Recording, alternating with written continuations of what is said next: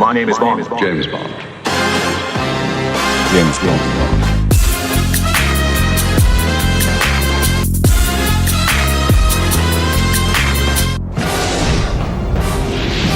I shall be happy to start straight away. Merry Christmas, 007. Why do you persist in rescuing me, Mr. Bond? It's becoming a habit, isn't it, Tessa Teresa?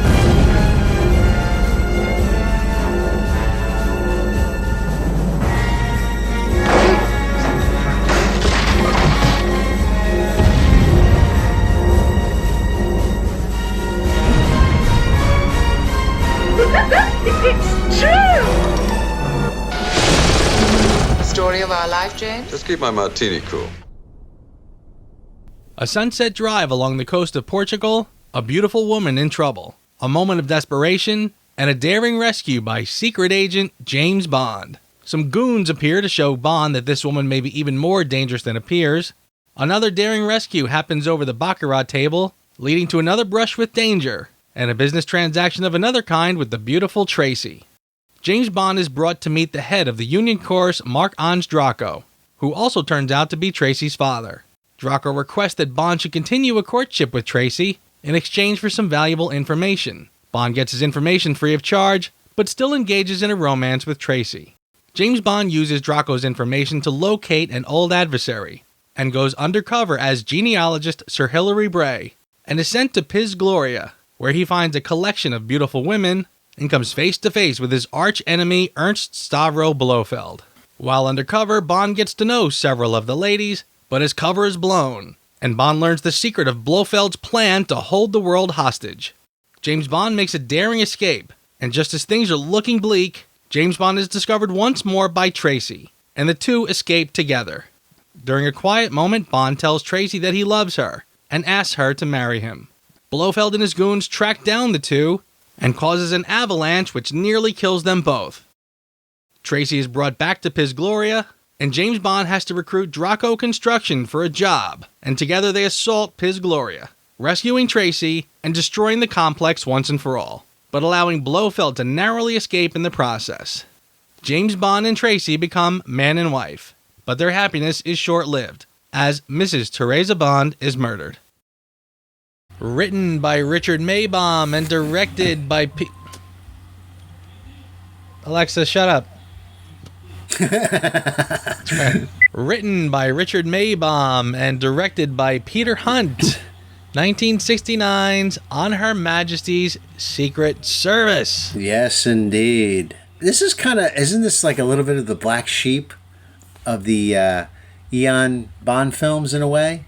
If I had, well, I think it was. If I had to take a guess, I'd say today, right?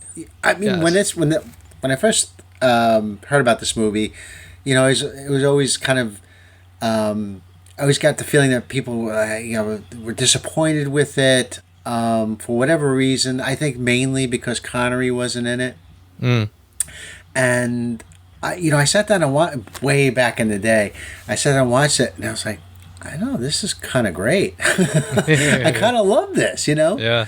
It was weird at first, and this, that it wasn't Connery, but I've since gotten used to the George Lazenby performance, and I really love it now. I really do. I do too, and, well, here's funny, I don't know if you remember this, but the first time I ever saw On Her Majesty's Secret Service was at your house. I do. And I think it was this Laserdisc. It was. Yeah, there you go. Absolutely. And there's a little gatefold action for you. Nice. Yeah. And there's the back. That is literally the Laserdisc, the first Laserdisc that I ever saw this movie on. Yes. Pretty cool, huh? Yeah. In fact, I think not long after that, I think I bought the same exact one, and I had the same exact. Oh, did you have it? Looked Really? At the same copy, same everything. Yeah. No kidding. And seriously, that was probably fresh out of high school, probably. And I remember being at your place, and we were talking, and I kind of had gotten the James Bond bug, but it was early on.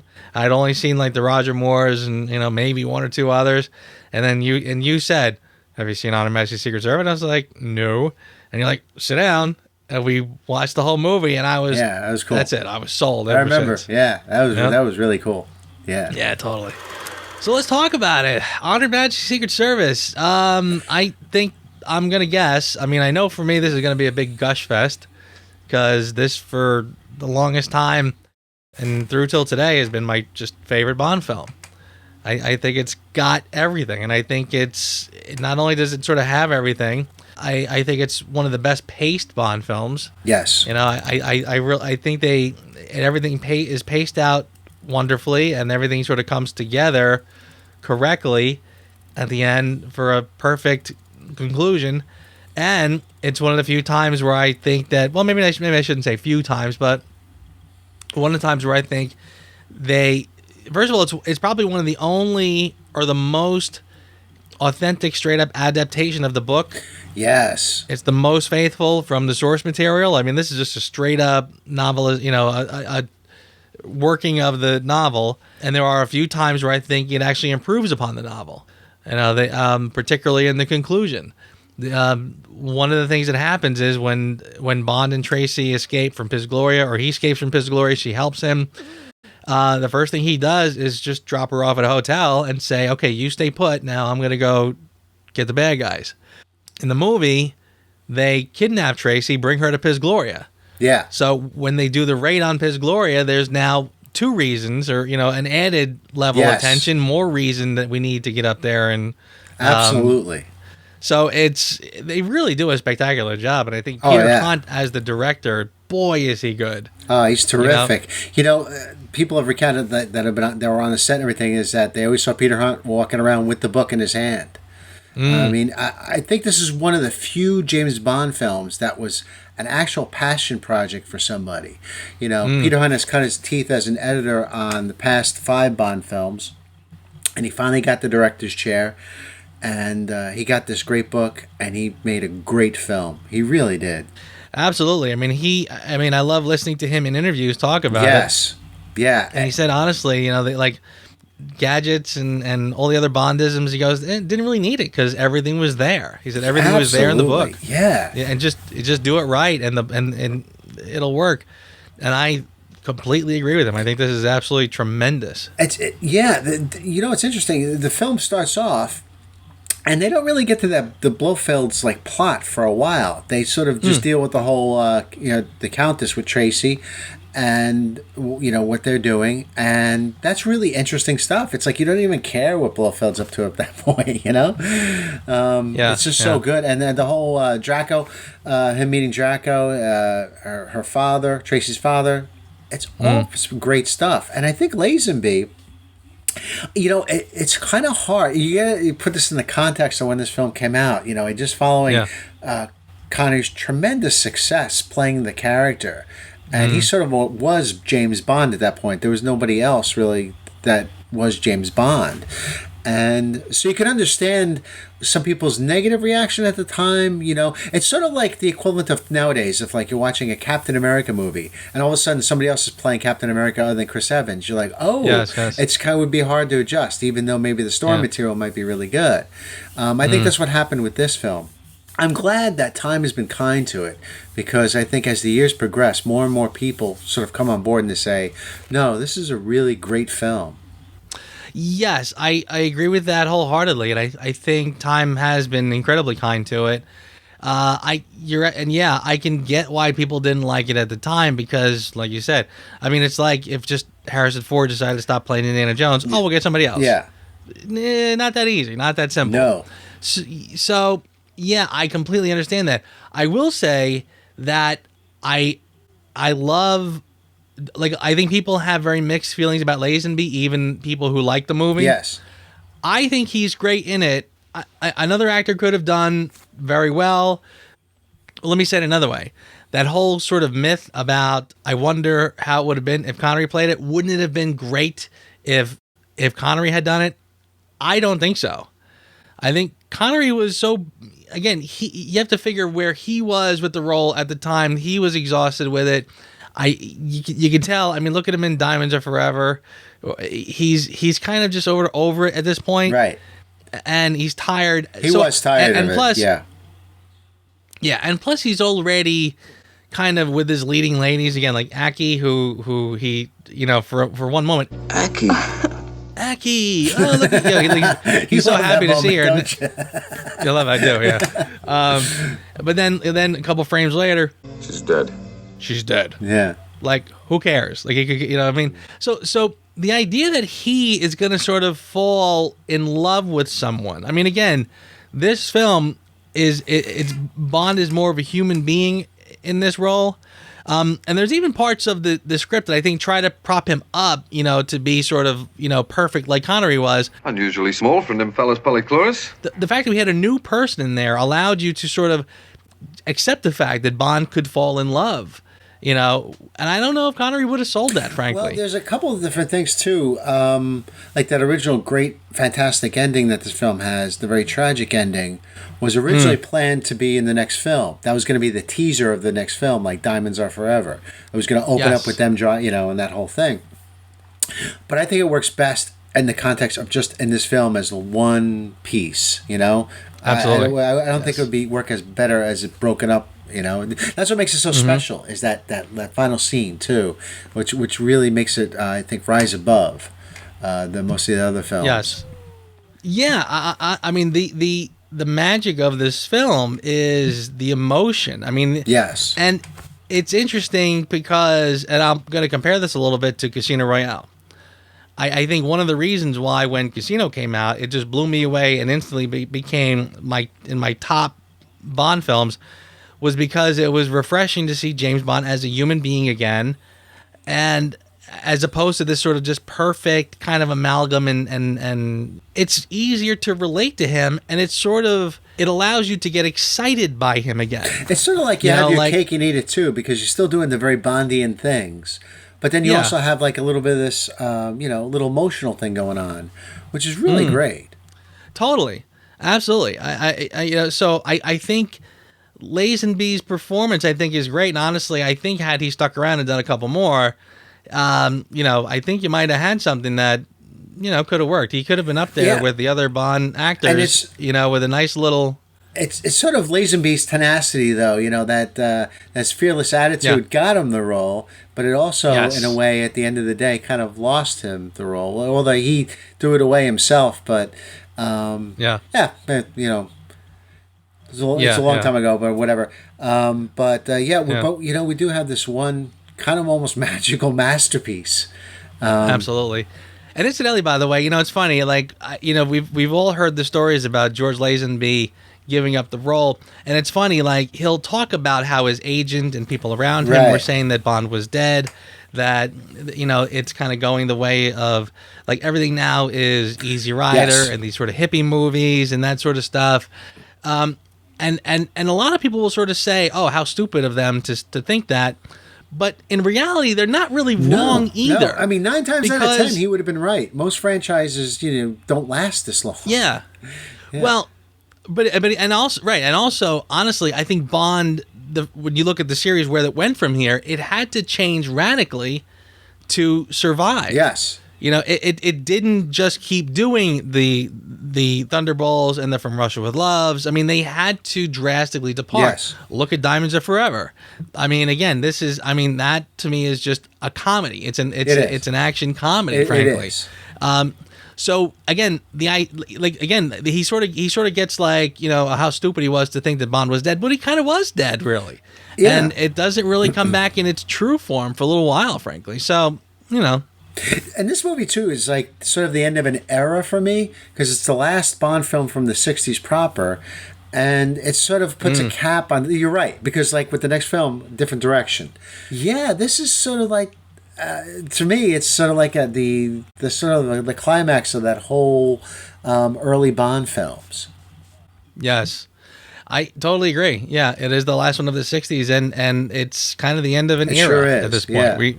We really do move into different territory. So honestly, the first 6 Bond films really do, and I kind of put like, You Only Live Twice, just kind of outside. But I think the first 4 plus this one, again, it really is kind of the pinnacle of the great Bond movies. It is too. I just love everything about it. I mean, some people, I've heard some, they're annoyed at some of the fight scenes in here. They think it's too choppy and so forth. I think it's great. John Glenn did some of the second unit on this, and he would himself go on to direct more than one Bond film for sure. Right. And I think it's just a terrific combination of people working on this thing. And I have to put Peter Hunt again in the spotlight here and say that his passion to tell this story is what makes this survive time. The decades of time. Totally agree. He absolutely. And again, it's almost like you look back and you sort of say it's frustrating because after this film didn't do very well, they didn't bring Peter Hunt back. They went back to Guy Hamilton. It's kind of like they read the tea leaves a little wrong, Yeah, exactly. Yes, and I kind of feel like now looking back, I think Peter Hunt is the one looking back saying who was right and who was wrong. Right. Well, look at this movie. It's a great movie. Even the trailers for Diamonds Are Forever, the early trailers. He's back. Good evening. And we're back to what great movies are all about. So and we're back. Forget that, thing we did, that last one. Yes. We're back to fun stuff, not that, Totally. Not that, Forget about all that other stuff, yeah. But the thing is, there's a lot of fun in this movie, too. It's not a downer. I mean, the ending is, the very definition of bittersweet, but there's a lot of humor in here, too, that's quite funny. It is very true. I mean, they keep it very light. They keep it very witty. The whole Piz Gloria thing and him with all his girls is really funny, and it's got some great dialogue, too. Yeah, it's great stuff. And I love the opening, too. Like, the opening teaser is great. That fight on the beach. I remember when I was younger, I had a video in the late 80s. I had a video camera, which was quite a coup, Not a lot of people had video cameras at that time. And I remember we were doing our own movie, and I got inspired by that Peter Hunt on the, that opening scene on the beach. And we went to, I think it was Shepherd's Lake. And we went there late at night. We got the car lights to light the, thing. And I had these poor guys go in the water at 1 a.m. and fight each other. But I wanted to get those splashes and the thing. And it was really inspiring to me, Yeah, oh my God, that's great.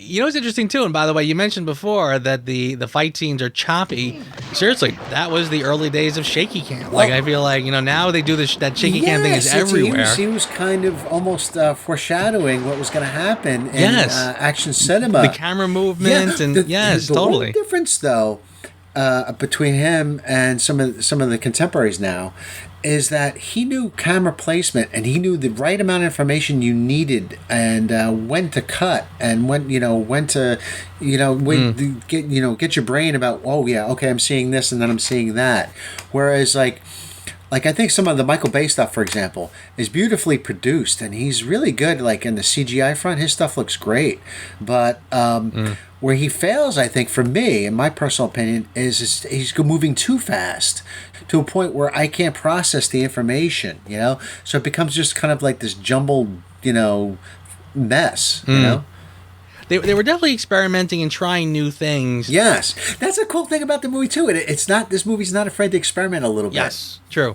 Which is really great. And there's even just wonderful little shots that when he's at the casino at the beginning, when he first goes into the hotel, and they have that overhead shot of the pool, and then it dissolves into a night shot, totally. With the casino in the water. Yeah. Beautiful, terrific, wonderful. By the way, not to get sidetracked, and I promise I'm not going to do this throughout the whole video, but right. From just having been to Portugal and just having been to that hotel, there really is. The casino really is right next door, and there really is a sign in big red letters. No kidding. I swear to God. And again, is it positioned exactly to where you would see it in the reflection? Not necessarily, but it's there. So what they did was absolutely inspired by true life, by real life. And I thought that was great. In fact, by the way, I heard this, but I wasn't sure if it was true. The whole story of Casino Royale, by the way, is inspired by Fleming actually doing that in real life, where he did play against someone trying to bankrupt somebody else, a bad guy. Unfortunately, he didn't play very well, and he ended up just losing all his money. But the experience inspired him to write it, and that happened in this hotel, in that casino. No kidding. Yeah, so honestly, so this kind of blew my mind when I heard this, and I was like, "Wow, that is awesome." So I That is really, I amazing. love how they knew enough to go back to the real hotel, the real location, and it's a great location. So I mean, why the hell it's not? terrific, yeah. So I mean, Yeah. I really have to give props to Peter Hunt and the whole crew for having the wherewithal to go back there and to shoot there. Yeah. Absolutely love I it. also got to give them props for casting Diana Rigg as Tracy. Yes. How perfect. That and her, the gravitas, the elegance that she brings to the film. Oh yeah. It really offsets George Lazenby's lack of experience. I think it really does. And, you know, I heard somewhere like she probably got paid twice as much as he did because like he was like he's a new guy, it's his new film, but I think she's worth every penny of it, whatever they paid her. Absolutely. She really tops. We talked about the hardest thing to say in a movie is like the line "I love you." Yes. He says it here at that barn scene later in the film, and he says it, and Cut does a reverse shot onto Tracy, and you can see she plays it in her eyes. She's sort of breathing that all in, and it's a terrifically played scene by her. Then that's what struck me watching it this time. I was like, "What?" That caught me, and I was like, "Oh, she does a terrific job with that." I totally agree, and honestly, yeah, you're right. That is, the line "I love you" in a film is tricky because again, it's a little on the nose, but here it's James Bond saying it, which I think for anybody watching for the first time is like, wow. You'd never expect James Bond to say it to a leading lady. Yeah, right. After he's had a lot of fun in Biz Gloria. Seriously, it's like two girls a night. 10, 11, see you at 8 o'clock. You have 9, no 10. idea how the work is piling up. Awesome. Yeah, and I love that the casino scene in here when he first meets Tracy is wonderful, and Yes, and yes, it really is. And again, two things that are fantastic about that. One, first of all, you see James Bond in the casino just enjoying himself, which again, it's like kryptonite for the newer movies. Like he has to be. I know. He's got to be in a mission, on the clock all the time, every minute of every day. You can't see him in a moment of leisure.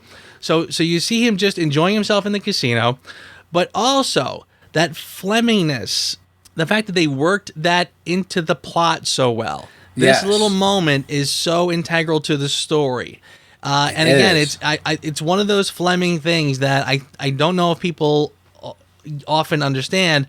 Fleming would have his people doing battle across card tables. They would be doing battle on the golf course. They'd be doing battle in Sotheby's at an auction house. That to me is the mastery of Fleming. It's that subtle little battlefield that happens while when it's not with fists or guns. So here you have another example of when he uses the card table in a way that moves the plot forward, or even like kicks off the whole plot. Frankly, I mean that moment of her making the mistake or taking a shot and then she can't pay and he jumps in and sort of saves her. That's awesome stuff. I love that. That's great. Yeah, and like I said, Rigg plays it so well. She's such an accomplished actress, even at that point. And it's just a terrifically played scene. And there's even like Barry sort of composed sort of a background lounge thing going on in that, but it's still great. It's like perfect. Oh, totally, absolutely. Yeah. And by the way, just as far as since I keep harping on the locations from having been there, I love the locations in this film. And again, the last ones I was talking about how sometimes they get stagnant or they're just in one place or the whole film. I like that it's Portugal for part of it and then Switzerland. I mean, you want to talk about a location, Biz Gloria? Holy cow. I mean, that's an incredible location. What a great spot and leads to the granddaddy of all ski chases. Oh my God! Yeah. I mean, that's Bond on skis, which has been a staple of James Bond for decades after this, because of this amazing ski chase. It's fantastic, and then how do you up the ante? Well, how about if you do it on one ski? I mean, it's right? Great. Yeah. Oh my God! And that marvelous John Barry score. Bringing the theme in there. Oh, it's great. It's so good. I guess it's got that Moog synthesizer thing going on, but it's It's wicked cool. Totally cool. Yeah. I mean, and again, like vintage Fleming, where now he's on skis. Like in so many other movies, they kind of wedge a ski scene in that may or may not seem to work. But here it works perfectly. He's literally escaping the only way he can from this mountaintop fortress. So it makes perfect sense. Again, like he's doing something that on one hand would be sort of written off as a moment of leisure to many. It's just skiing. But again, the same way like I just said about the poker tables or et cetera, he works it into the actual script where he needs to do this for survival, for escape. And it's just so great. Well, let's talk about our characters. Yes. How about Draco? Oh, I did Draco. He's like he's right up there with Kieran Bay for me. You know, Yes. he's really close. I think I even like him better. Really? I think part of it is because I find the dynamic so fascinating. Gabriel He Rossetti. is as being the actor is great. I think the actor is spectacular. He's great in it. Perfectly cast. But there's sort of an added level when you consider the fact that he's Tracy's father, and that whole scene. I mean, could you imagine a James Bond film today where a guy sits him down and tells him, "I want you to court and marry my daughter"? Like, I mean, she needs a man to dominate her. What she needs is a man to dominate her. oh, love that. Make love to her enough to make her love him.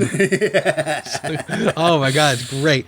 I mean, so again, that's kind of like an exposition dump, but it's fascinating. You know, it's really well handled. Yes, it really is. Absolutely. And you're absolutely right. That scene does take a little while. Like, they linger a little bit, too, but it's nicely done. They sit down, they have drinks, you know, Bond has a cigarette. I mean, it's just, you know.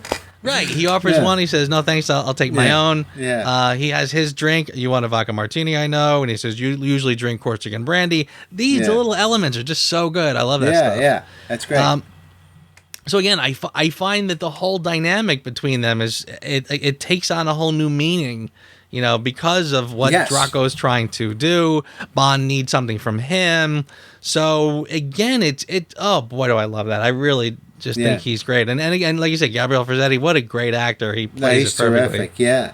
And then you have that bullfight scene, you know, where he meets Tracy again, and I love that whole business about, you know, supplying a guest's needs without obligation. That's all really great stuff. And then, you know, he gives him, you know, tells him about the Gamold, but then you get into like the little, and some people have, you know, sort of, oh, that's too cheesy, the whole romantic thing, but I love it, you know, with the Louis Armstrong, "We Have All the Time in the World," and that whole montage. I think it's fantastic. Oh, it's great. Yeah, I couldn't agree more. It really, it's so well done. And again, how, there's so many things that, and boy, I'm going to sound like an old man when I say this, but they don't make them like they used to, and I don't know why. I mean, seriously, could you imagine today a Bond film where they spend so much time on the actual romance, where you see the two spending time? I mean, seriously, you saw Spectre, right? And again, they're trying to convince us that Bond and Madeline Swan, like, he's head over heels for her, and they're this wonderful couple, and they're falling in love. Yeah. They get 2 or 3 scenes together. Yeah. And boom, we're done. And but in Honor Majesties, we had the initial meeting, the weird conflict. Again, their romance starts off on such a weird note when he rescues her, and to sort of pay him back, she sleeps with him. And then later you see them, there's another scene later with Draco. Then you do this whole montage where they're spending time together. Well, a montage that spans, you know, different places. And so, I mean, again, it's so well done. So by the time she comes back into the picture later, you have that wonderful foundation. So the idea that the romance sparks instantly up again, totally buy it. I have to go reverse back to that first meeting. You know, she always talks about, "I always pay my debts." You know, he says, like, well, 1,000 takes a lot of money, and, you know, and then they, you know, supposedly make love. Mm-hmm. But then, and this is a great little character beat, is that he wakes up the next morning, he looks in that drawer, and there's the money. And, you know, paying it full well. And so that's like, you know, it's a character, basically, long short of it is like, she's not a whore, you know, but I think it works great. It's like, it's sort of like, it gives her a little more of a character arc there going on. Yeah. Well, I think and you know, it took me a long time before I noticed this, but, you know, I think the money in the drawer is, I think I think the implication is that Draco's goons did that. That they slipped in, they take his gun. Oh wow! Well, and put the money in there. I always thought it was something to her because I thought that was like a little bit of character for her. See, I didn't. Yeah, I kind of thought that too initially, but then. Oh, then she once is a I whore. realized. Well, I'm just kidding. Once I realized that when he goes downstairs with his golf clubs, and the guy's like, "Mr. Bond, you've dropped something. You've lost something." What he's holding up is that's Bond's gun he's got.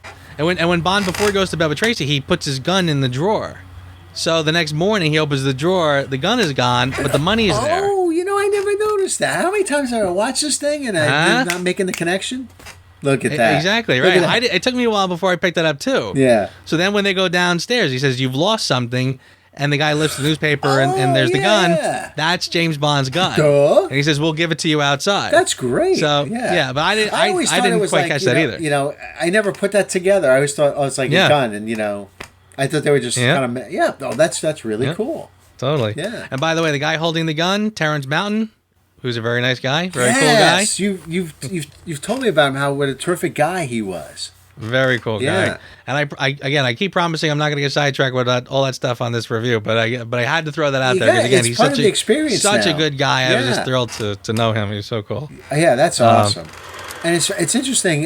Once you go to Piz Gloria, and he goes there, Tracy actually kind of disappears from the movie. There's like a good 40 minutes at least, right? Where she's not in the movie at all. And it's kind of neat to get her back. You're kind of like you're looking forward to seeing her again. Yes. See that right, and that's what I'm talking when I said earlier about how perfectly paced I think this film is. Honestly, I think that is dynamite because I love the movie, and again, you'd never have a James Bond movie today that really the first third of the film roughly is strictly him having a romance with Tracy. Yeah. I mean, there's other things going on, obviously. Right. But they spend so much time with that romance that by the time he goes off on the mission, you sort of say, okay, we can take a break from the Tracy romance for a while.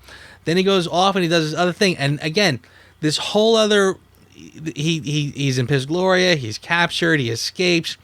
And just when your mind is like, oh my God, how's Bond going to get out of this? Just when you've completely forgotten about the whole first third of the movie, there she is. Yeah, that's right. And she comes up and just in time to save the day. So again, so masterfully done. Yeah. She appears and she's such a breath of fresh air. And it brings the whole movie into context at that point. You're like, the whole thing comes together. It all comes together. So again, her reappearance is also Bond's salvation. Yes. So again, multiple things happening on different levels. Absolutely. It's so that's great. Terrific. Yeah. And I was thinking when I was watching it this time, I was like, Piz Gloria, this is kind of like his bachelor party. It never occurred to me. I was like, yeah, okay. That is a great way to look at it. Absolutely. Oh my goodness. Yeah. But it's I even like this stuff like with Ruby and stuff. I mean, it's kind of interesting, and the whole shot of when he's doing the hypnotism, he's in a room and the whole the thing with the colors and everything. Yes. Really great, I think. It is. And the set design is great. Honestly, this is we were talking about You Only Live Twice, and we were sort of talking about how great the shots of Japan are and how they use a lot of color. I think this film uses color like no other. It really does. Yeah. What I mean? Between like the lush purple of the casino scenes and then shots like this where they do that multicolored thing. Like they do a lot to, again, you're not talking about like Roger Deakins years later and the cinematography. Like this was the early days of just a straight up Bond film. So the fact that they took that time and thought and effort to make such visuals is really pretty spot on. It really is. It looks terrific. There's something about the color palette on this one that it's very much of film too, and it looks great. Did you ever get to see this theatrically on a screen? Yes, I did. Yeah. At least I think I've seen it more than once actually, really? but I know I've seen it. Damn, I'm jealous of you. I definitely seen the. In fact, I remember when I saw it on the big screen the first time. Was that the one in Secaucus? That theater in Secaucus, New Jersey? It's in Jersey City. Okay.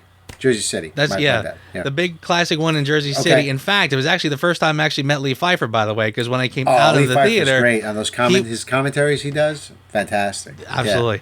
And he had a whole setup. He had some collectibles. That would have been great. I would have outside on loved to display. have gone to that. Oh my So, goodness. It was the first time I ever met him, which was cool because I'd seen him on documentaries and stuff, and then all of a sudden I'm outside and I hear a voice, and I'm like, who is that? And I look up and it's him. And I'm like, oh my god, whatever.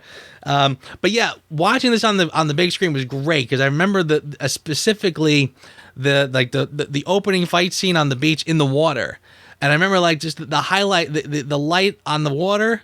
Oh my God, did that look great on the big screen? Imagine, all of a sudden, all that stuff popped. Yeah. And this is back when I was probably, I don't even know if I had the Blu-rays, but I guess I must have had Blu-rays then. But even still, I kind of felt like this was so much different seeing it on the big screen. Yeah.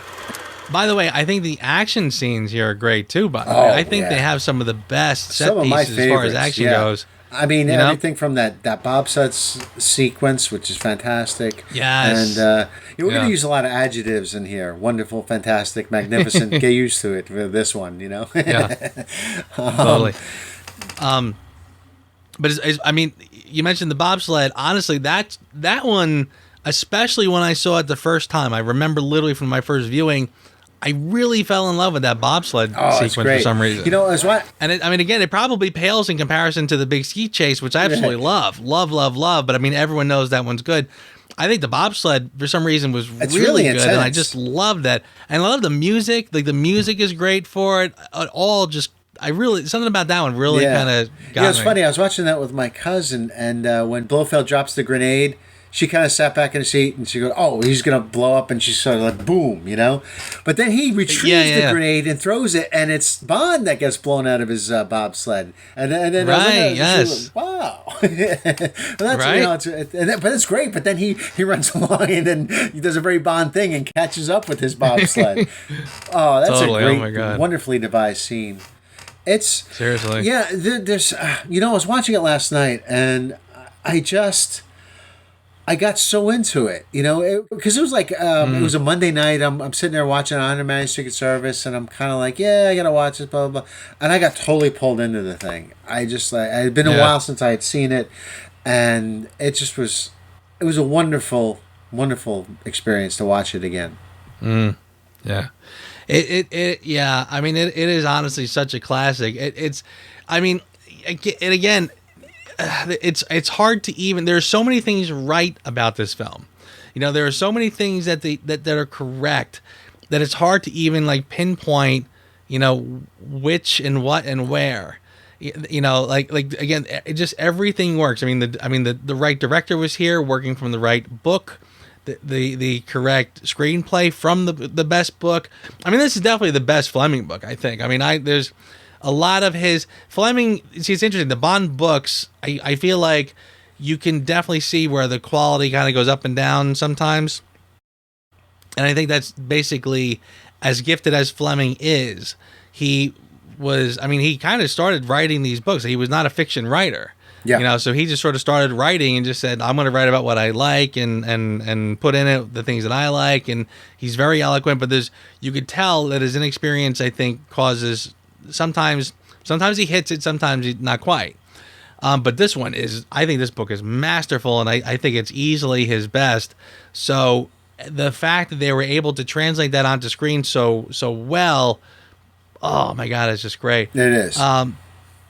So, you really do have everything just sort of lined up perfectly for this film.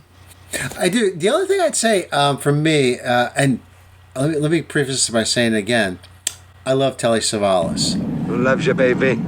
You're beautiful. I love Kojak. I sat down and I watched like the first few seasons of Kojak, and I loved it.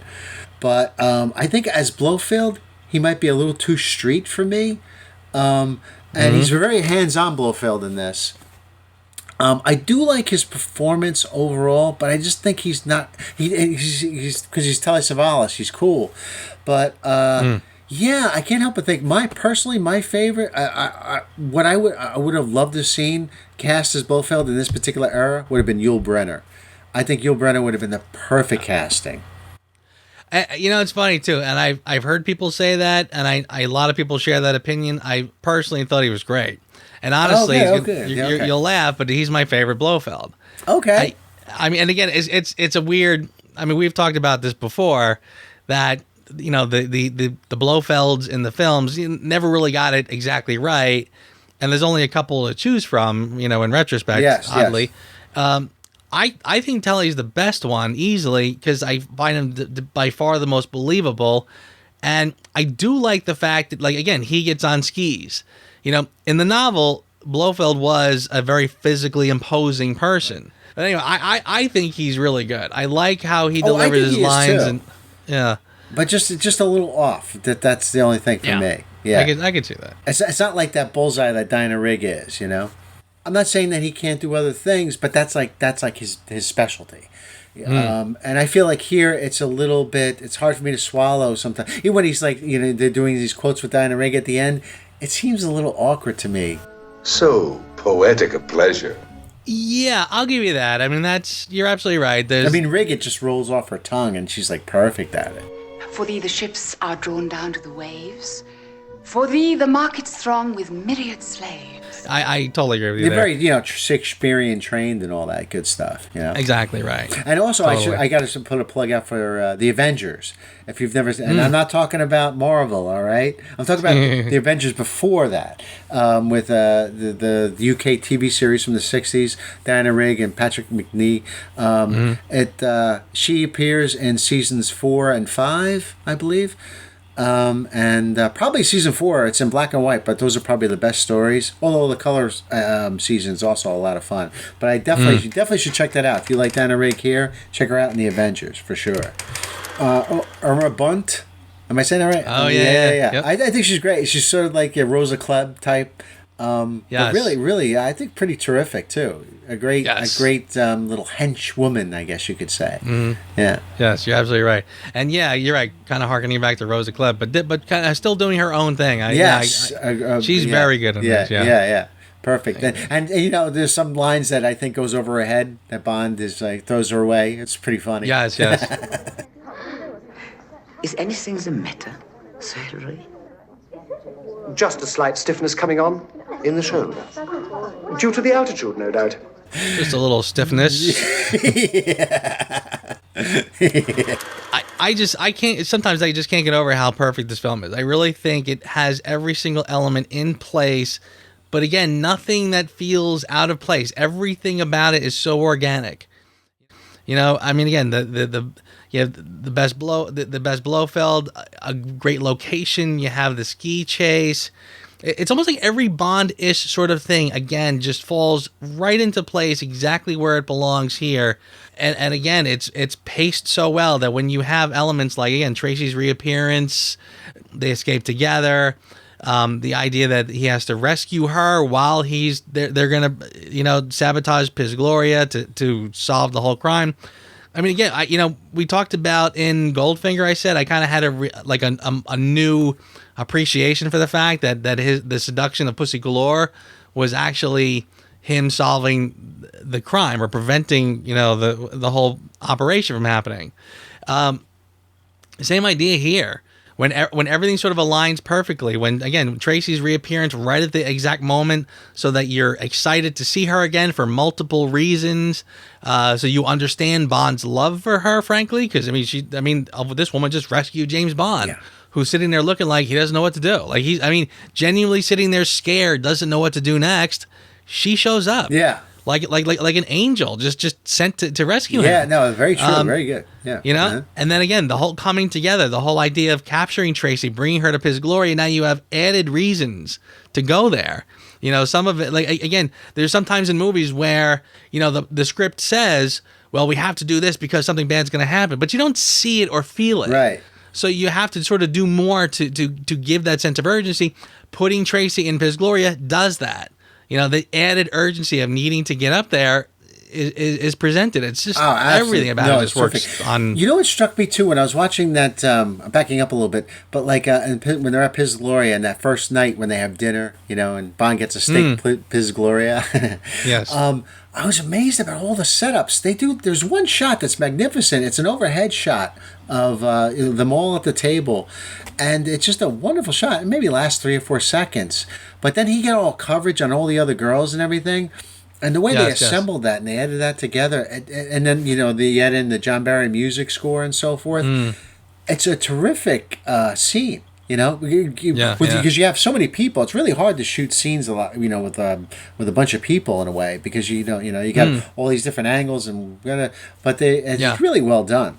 Plus, you're also trying to convey a lot of information there too, because you're sort of trying to, especially through the visuals and through the camera shots of all the girls with their various meals. Yes, you're trying to communicate the idea that they're all these are all meals to the their native country, etc. And then they have the funky allergies, so this is why. And again, goes to Blofeld's plot, by the way, which we really haven't even touched on yet, by the way. Right. But again, I love the idea. He's got the Angels of Death, and you look at it, and it's like, oh, well, it's just a harem of girls because it's a Bond movie, so you need a lot of Bond girls.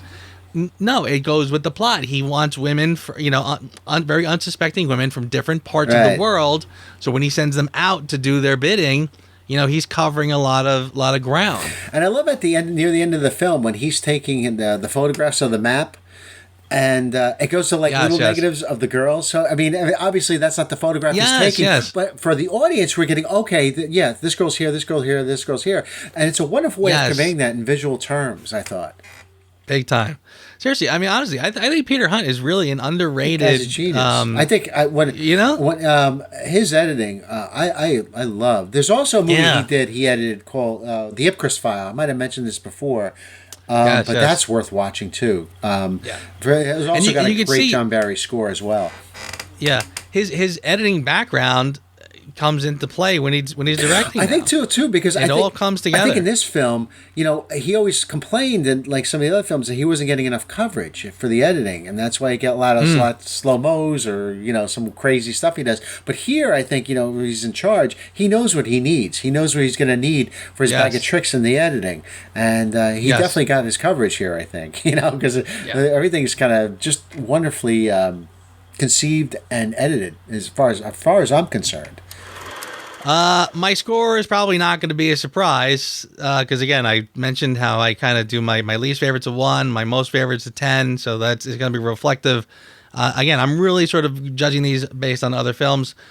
Having said that, best book, great director, great locations, great action scenes, great leading lady. Everything about it works, and I think George Lazenby, again, even though he is lacking in some experience, he brings a level of arrogance to the role that I think works. Yes. And I like having a fresh actor in this role because I think trying to sell Connery as being head over heels in love or just being vulnerable in general would not have worked. I think this is the quintessential James Bond movie. Everything about it works. It's firing on all cylinders, and I'm giving it a 10. I think I agree with everything you said. Even though I have just little bitty nitpicky things, I love the idea that this is a passion project for somebody. I think this movie has the most personality from behind the camera from a director. Although there's some marvelously directed James Bond films like From Russia with Love or even the Daniel Craig Casino Royale, I feel this one is the most personal though. You really feel the personality of the director behind the camera. And in the editing as well, and I love that.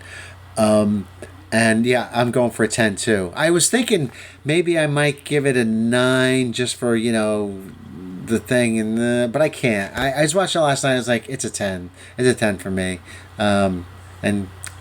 It's throughout the years. You know what? This sort of became, in a weird way, one of my. It was like a Christmas Eve movie for me in a weird way. I did that for a few years, watching on Christmas Eve, and it's like although there's a Christmas thing going on here in the movie, and I love that. I love that, and I love the movie, and it's one of the few Bonds where I make certain to watch it at least probably once a year. My least favorite part about the film, or the one thing I would have done differently. It always bothered me that they dubbed over his voice when he's playing Sir Hilary Bray. Tactfully adjusted to favor me. And I think they probably did that because they wanted to. again, because they did the books out of order, why does Bond and Blofeld not recognize each other after You Only Live Twice? So yeah, I and then when the dubbing stops, when his true identity is exposed, and then he starts talking in his own voice again, I kind of feel like, it feels so much better to not having to hear the dubbing. I think dubbing is just so awkward. I think Savalas does an admirable job in the role. I think it's too street for me, man. He's not Blofeld. He's a good villain, but not Blofeld. I hate to beat up on Savalas because I really love the dude. I mean, I love Kojak, man. I watch that all day, every day. Love you, baby. You're beautiful.